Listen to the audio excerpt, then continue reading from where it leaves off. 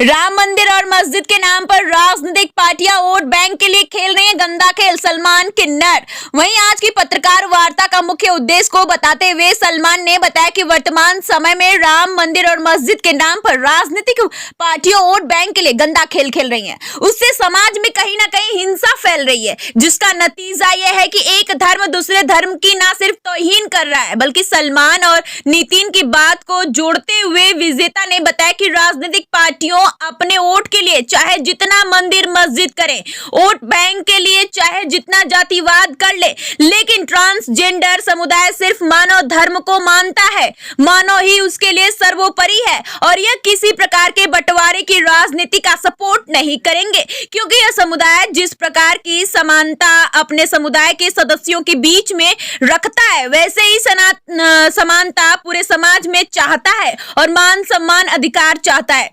Star news plus के लिए उत्तर प्रदेश के वाराणसी से रोहित सेठ की रिपोर्ट। उस डिस्टर्ब के कारण इस देश के जो स्कूल के छात्र छात्राएं हैं, जो छोटे छोटे बच्चे हैं, उन पर इफेक्ट पड़ रही है, रोजगार पर इफेक्ट पड़ रहा है, देश पर इफेक्ट पड़ रहा है। जब सुप्रीम कोर्ट ने कह दिया है कि फैसला हमें सुनाना है, फैसला हमें देना है, तो क्यों इस तरीके की सदन से भड़काऊ भाषण क्यों आ रहे हैं, सदन से हिंदू मुस्लिम वाले भाषण क्यों आ रहे हैं? अगर से सरकार इस चीज़ को नहीं रोकती है, सरकार इस चीज़ पर ध्यान नहीं देती है, तो हम इस सरकार का खंडन करते हुए इस सरकार का और हम विरोध करेंगे। और गुरु धर्मों का विरोध इसलिए करेंगे कि वो लोग अपने जबान पर लगाम रखें। इस तरीके से भड़काऊ भाषण देने से क्या देश एकता में बदल जाएगा?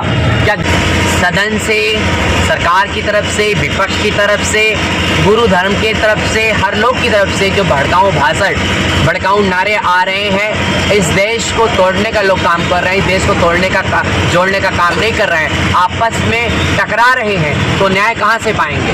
तो न्याय पाना है तो आपस में नहीं टकराना है।